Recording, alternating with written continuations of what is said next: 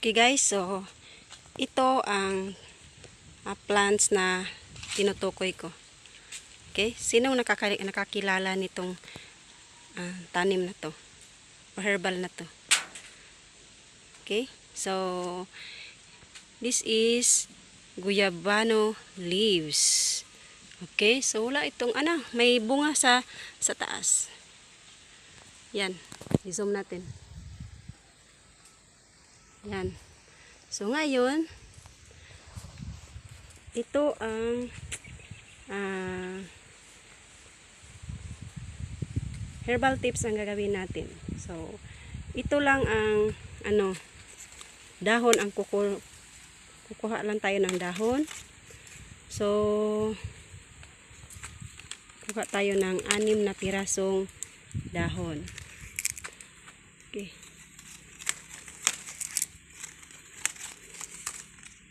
Isa, dalawa, tatlo, apat, 5, 6. Okay. Ganito ra guys. Okay. So ngayon pupunta tayo sa kusina, sa loob ng bahay. At ilalaga natin to. Okay?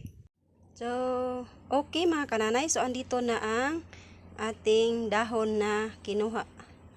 Dahon ng guyabano. So, ngayon, huhugasan muna natin.